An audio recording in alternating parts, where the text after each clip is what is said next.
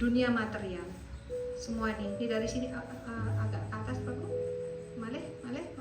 Nah ini adalah wilayah dunia material.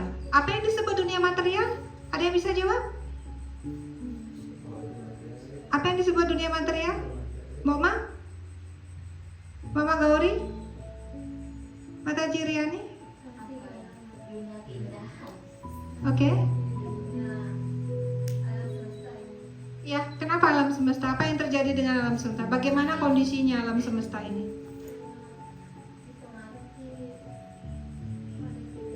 Sifat alam material. Oke. Dunia material adalah suatu wilayah di mana yang lahir ke sini sudah pasti akan mati. Lahir mati. Dan semua yang di sini bersifat sementara. Tidak ada yang abadi. Jadi siapa yang berani datang ke sini pasti akan lahir mati dan mengalami 3 jenis penderitaan yang sudah kita bahas tadi. Sudah pasti. Jadi jangan berharap pasangan kita menjadi sumber kebahagiaan abadi. Jangan berharap uang, rumah, kekayaan apapun, kecantikan, kegantengan, usia muda menjadi sandaran kebahagiaan kita selamanya. Karena yang berani datang ke sini sudah pasti akan mati. Bentuknya pernah lihat lumpur nggak? Lumpur diolah menjadi cangkir, diolah menjadi pot bunga, diolah menjadi berbagai macam aneka wujud. Pernah? Bahan dasarnya dari apa? Lumpur. Wujudnya berbeda-beda ya, sama. Ini bahan dasar dari alam material ini adalah dari Pancamahabhuta. Tapi bentuknya macam-macam. Ada bentuknya manusia, tumbuhan, hewan, bentuk luar ya. Terus ada bentuk bumi nih. Bisa turun sedikit Mama? Ini satu telur ini adalah satu alam semesta, bukan bumi loh ya. Satu telur adalah satu alam semesta. Kebayang nggak sih? Ini satu alam semesta, satu alam semesta, satu alam semesta. Jumlahnya tidak bisa dihitung. Satu alam semesta loh. Yuk kita zoom yuk, di dalam satu alam semesta ada apa? Ternyata ada bumi. Ternyata kita di sini loh ya. Nih ada tulisannya, Anda di sini. Posisi kita sekarang ada di sini. Kalau pakai satelit Google ketahuan lah. Ternyata di sini posisi kita. Dan ternyata kita nggak sendiri loh. Ini kelihatan kecil ya. Tapi ternyata ini menurut kita besar banget. Lalu kalau dibandingkan dengan ini, dibandingkan dengan ini dan sebagainya yang tadi di atas tadi itu, kita kayak apa ya besarnya? Setitik debu. Makanya orang-orang spiritual yang sudah memiliki kesadaran tinggi dan dia mengetahui siapa dirinya, apa kedudukan dia di depan Tuhan, dia akan tahu bahwa dia hanya setitik debu.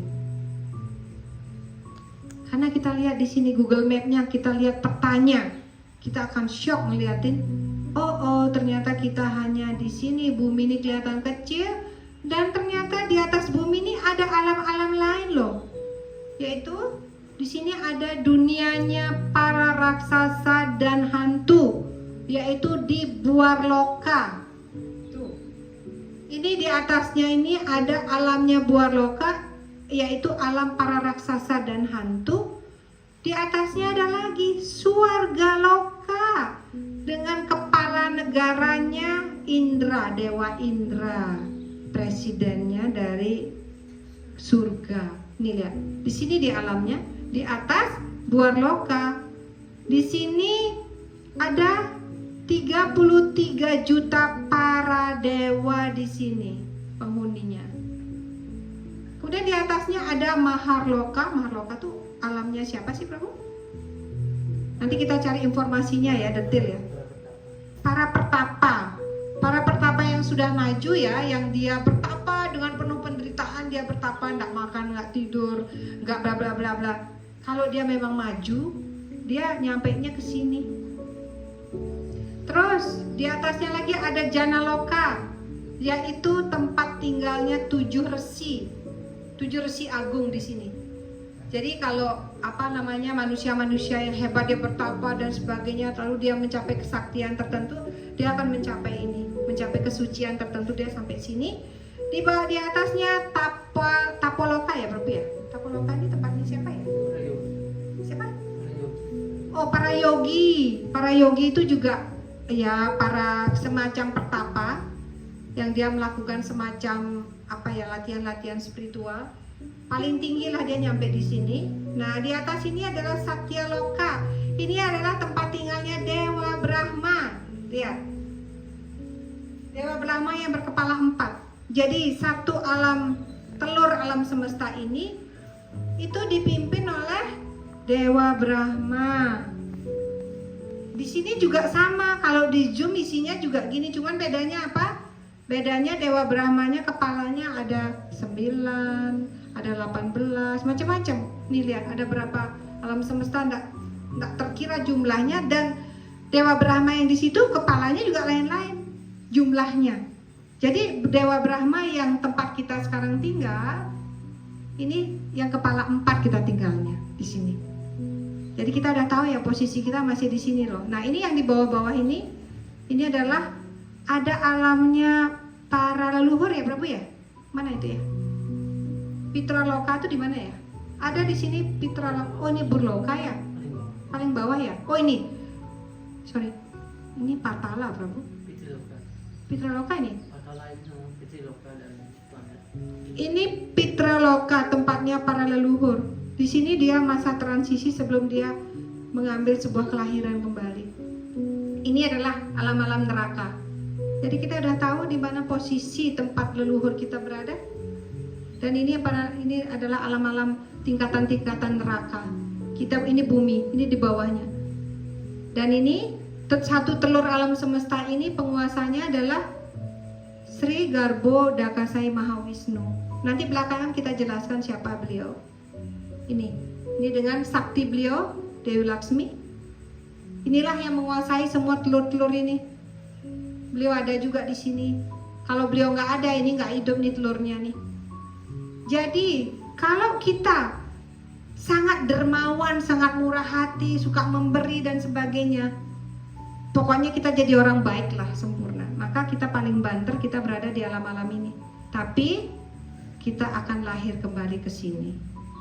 Apalagi kalau ke sini, kalau kita jahat, banyak melakukan dosa, kita lahir, kita jatuh ke sini. Kalau kita mau memperbaiki karma, ya harus lahir lagi ke sini. Ini adalah tempat memperbaiki karma. Makanya di bumi ini ada Rua Binede, baik dan buruk. Di sini. Oleh sebab itu sekarang tahu betapa pentingnya jadi badan manusia, jangan disia-siakan. Jangan hanya makan tidur sayanya mati. Nggak lebih kayak anjing. Saya punya anjing dulu umurnya panjang, namanya Ceribel. Ya, dia sangat penyayang. Dan akhirnya dia mati. Cara kematiannya, dia saya berpikir, oh kalau saya nggak pernah berlatih bagaimana saya menemukan siapa diri saya dan bagaimana saya berhubungan dengan Tuhan, tidak berusaha untuk bakti kepada Tuhan, maka nasib saya sama dengan anjing itu. Setelah makan, tidur, jalan-jalan, berketurunan, akhirnya mati kayak sampah. Kita nggak lebih dari sampah. Oke. Jadi inilah satu alam semesta. Oke, sekarang kita ini penguasa pengendali dunia material ini adalah Ibu Dewi Durga. Jadi siapa yang memuja Durga, memuaskan Durga, maka dia semakin terikat di sini. Ya, siapapun yang kita menyerahkan hidup kita kepada objek itu, maka kita akan ke sana perginya. Oke? Nah, lanjut di atas, Pak Bu. Nah, ini bola-bola alam semesta ini muncul dari mana? Dari pori-pori tubuh rohani dari Karano Dakasai Mahawisnu.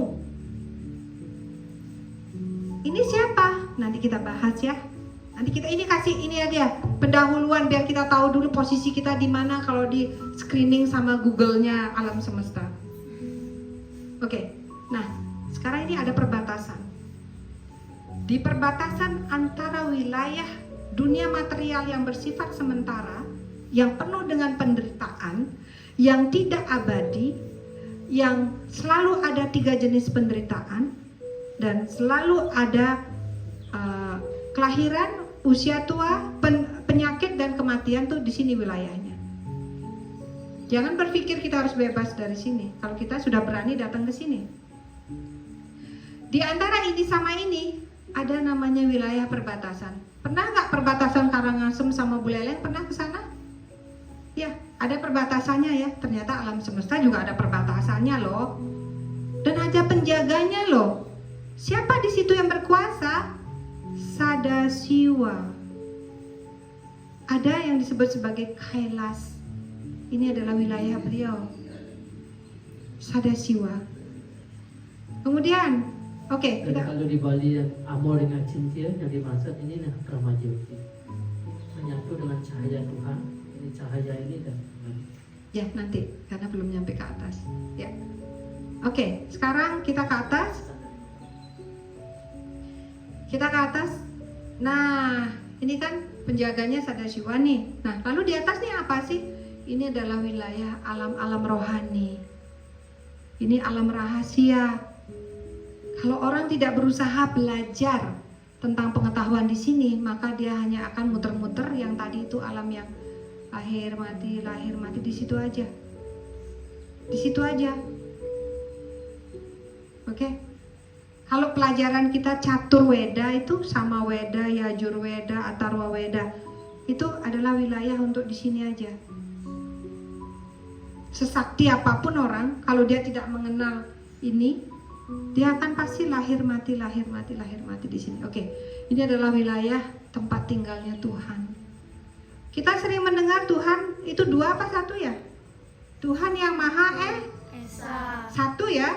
Oke, kita lihat bagaimana sih satunya Tuhan. Coba naik lagi 1. Ah, ini dia tempat rahasianya Tuhan. Gak sembarang orang loh bisa kesini, gak sembarang orang dapat pengetahuan ini kalau nggak dapat karunia dari Tuhan. Jadi inilah tempat tinggal beliau yang sangat rahasia. Beliau menutup dirinya dari orang-orang yang iri dengan beliau, yang tidak sembarang beliau membuka dirinya. Oleh sebab itu masyarakat dunia yang di sini banyak tidak mengenal Krishna. Wajar kalau orang bilang, oh aliran sesat apa? Karena beliau menutup dirinya sedemikian rupa dari pandangan orang-orang yang bodoh, orang-orang yang tidak tahu. Saya juga masih bodoh, ini kan saya baru tahu teori ya, saya. Makanya saya lagi belajar nih. Oke, di sini Tuhan yang Maha Esa, beliau 1. Esa 1. Dan itu sudah ditegaskan di banyak sloka di Weda maupun di Bhakti Sastra. Beliau 1, tetapi ini lalu kenapa ada 2? Ini adalah energi beliau juga. Energi cinta, energi bakti. Ini energi beliau yang disebut Srimati Radharani. Beliau membelah dirinya, berekspansi menjadi Srimati Radharani. Karena beliau sendirian, gak ada yang diajak ngobrol, gak diajak interaksi. Lalu karena beliau maha bisa apa saja, benar gak? Kan beda sama kita jalan membuat membuat sayur aja harus pakai resep kan. Tapi beliau nggak perlu, beliau bisa apa aja, termasuk beliau memperbanyak dirinya juga bisa, benar nggak? Lalu beliau memperbanyak dirinya, berekspansi menjadi Srimati Radharani. Dan ini beliau memperbanyak dirinya menjadi Balaram, kemudian menjadi yang 4 ini Rajumna dan sebagainya, terus lagi ke bawah Prabu. Ini nanti pelajarannya nanti ya. Lalu beliau dari Sangkarsana, dari perbanyakan beliau yang ini, beliau memperbanyak dirinya menjadi avatar-avatar yang di sini. Kita lihat siapa aja avatar di sini. Semua perbanyakan dari Narayana ada di sini. Ada, pernah lihat ini Sri Narasimhadev yang kepalanya singa tapi wujudnya manusia, badannya Naniki di sini. Kemudian ada Buddha, ada avatar-avatar yang lain. Nanti cek ya, ada bukunya tersendiri ya avatar-avatar itu. Di sini beliau alamnya tuh di sini, termasuk Dewi Laksmi. Nah, dari sini, dari Narayana itu baru beliau berekspansi memperbanyak dirinya ke sini. Terus ke bawah, Bro. Ke sini beliau. Nah, ini beliau memperbanyak menjadi ini, lalu dari sini beliau memperbanyak menjadi yang di dalam telur-telur alam semesta itu. Kalau nggak ada beliau itu semua nggak hidup, kayak lampu, bola lampu biar mati. Karena nggak ada energi hidupnya. Siapa energi hidupnya? Ya beliau ini. Sumbernya dari mana? Dari yang satu yang tadi itu. Sekarang udah tahu kedudukan Sri Krishna melalui gambar ini. Nanti diperjelas melalui sloka-sloka dalam Bhagavad Gita. Beliau akan menyatakan siapa beliau. Makanya itu pentingnya kita punya buku panduan manual hidup. Nah, lalu apa Brahma Jyoti ini? Kita sering mendengar Amore Acintya, kembali kepada ia yang tidak berwujud, yang tidak bisa dipikirkan. Kenapa kok ada doa kayak gitu? Karena yang dimaksud oleh pengetahuan itu adalah ini. Jadi ini adalah, kita lihat ada bilur-bilur sinar ini ya. Ini nih, lihat. Ini lihat gambarnya nih ya. Ada kayak pancaran-pancaran sinar. Ini adalah pancaran-pancaran sinar dari badan rohani Sri Krishna. Saking indahnya, saking terangnya sang kebenaran mutlak ini, sumber dari segala kehidupan. Sampai sinarnya sendiri bisa memberikan kehidupan loh. Tuh lihat, ini yang disebut Brahma Jyoti.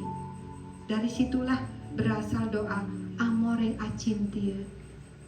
Jadi kalau kita mati, kita memujanya aspek Tuhan, bagian Tuhan yang tidak berwujud, yaitu sinar-sinarnya aja kita puja, maka kita akan kembali ke alam sinar-sinarnya ini. Tapi suatu saat kita akan jatuh kembali ke dunia material.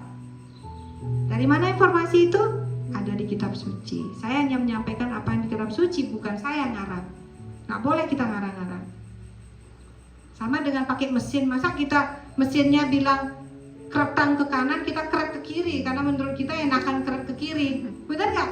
Salah. Sama, kitab suci bilang Krishna itu Tuhan, tapi kita nggak percaya. Enggak, Tuhan kan Tuhan. Krishna itu bukan Tuhan. Jadi saya memuja anjing juga boleh, karena saya sayang sama anjing saya. Karena anjing saya sakti, saya puja dia aja.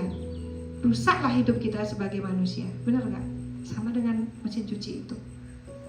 Jadi itulah kurang lebih sekilas tentang di mana posisi keberadaan kita saat ini. Turun ke bawah. Di sini ya. Kita ingat-ingat ya, sebelum tidur nanti ingat, kita jatuh banget nih, masih di bawah banget. Sementara rumah kita di situ loh. Kita sang jiwa ini di Bhagavad Gita disebutkan ukuran kita berasal dari percikan rohani dari Tuhan Yang Maha Esa, yang ukurannya hanya 1/10.000 ujung rambut. Gila nggak?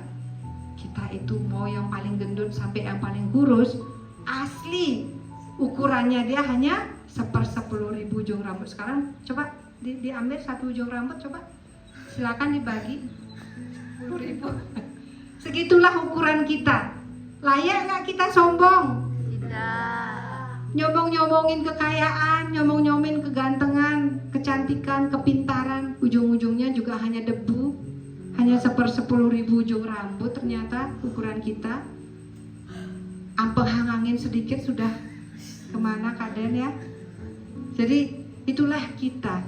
Oleh sebab itu betapa kecilnya kita. Dan sebagai percikan api rohani dari Tuhan Yang Maha Esa, kalau kita nggak terhubung dengan Dia melalui kitab suci, melalui japa, menyebut nama-nama Dia, selalu panggil-panggil Dia, maka lama-lama seperti percikan itu lama-lama akan mati. Apanya yang mati? Rohani kita yang akan mati. Kalau badan udah jelas mati, tapi rohani kita akan mati, jauh lebih parah kerusakannya kalau rohani kita mati. Kalau badan mati, kita akan dapat badan baru lagi dapat. Tapi kalau rohani mati, walaupun dapat badan baru yang paling bagus sekalipun, rohaninya rusak, hidup kita pasti menderita. Mau nggak kayak gitu? Jadi mau dapat badan jadi raja kek, jadi presiden, jadi putri universe, putri kecantikan yang paling mulus sekalipun, kalau rohaninya mati, dia akan selalu dapat penderitaan. Jadi buat apa? Jadi oleh sebab itu, roh kita yang harus dihidupkan melalui selalu terhubung dengan sumber kita. Kalau percikan api tidak terhubung dengan sumber api, lama-lama dia mati kan? Benar tidak? Itulah kita. Oleh sebab itu mari kita semangat untuk setiap hari membaca satu sloka, minimal satu sloka dari kitab suci Bhagavad Gita. Itulah cara kita menghidupkan jiwa kita agar selalu terhubung dengan Tuhan Yang Maha Esa. Yang kedua, kalau sudah siap, kita bisa berjapa. Melalui japa itu adalah cara kita untuk kembali pulang. Nih lihat, ini ada mantranya Hare Krishna, Krishna Krishna, Hare Rama, Rama Rama, Hare. Ini terus ke atas, terus. Ini seperti tiket pesawat nih. Kita bisa pulang ke sini. Inilah ayah kita yang sebenarnya, orang tua kita sebenarnya. Apakah orang tua kita adalah orang tua yang di rumah? Secara badan, iya. Hanya lewat darah, daging, dan tulangnya. Tapi kan itu hancur, benar tidak? Inilah orang tua kita yang sebenarnya. Dari sini kita dapat hidup. Sumber hidup kita dari sini. Oleh sebab itu, kita sebenarnya anak orang kaya. Ini betapa kayanya Tuhan Yang Maha Esa. Apa aja dia punya, benar tidak? Tapi kita memilih menjadi gelandangan. Kita nggak mau mengenal dia, nggak mau dekat-dekat sama dia. Jangankan melayani dia, menoleh kitab suci aja tidak, nggak tertarik kita. Kita lebih suka membaca majalah gosip. Kita lebih suka mendengar gosip-gosip entertainment, gosip tentang tetangga kita, drama-drama orang lain yang tidak penting daripada kita mendengarkan kegiatan tentang dia. Itulah kemalangan kita. Yang disebut dengan hari buruk adalah bukan kita kehilangan uang. Kadang-kadang kita, hari ini saya sial loh. Pernah nggak kayak gitu?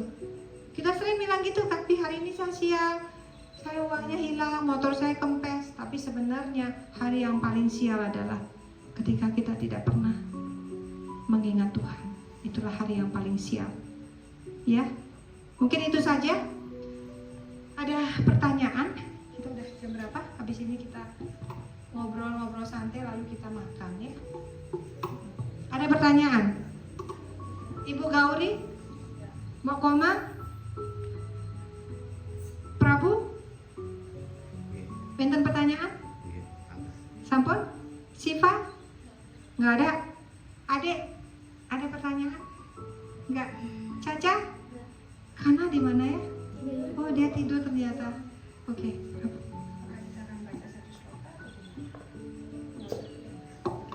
Hari ini kita tidak membaca atau ada video lagi, mau video? Mau video lagi nggak? Ya.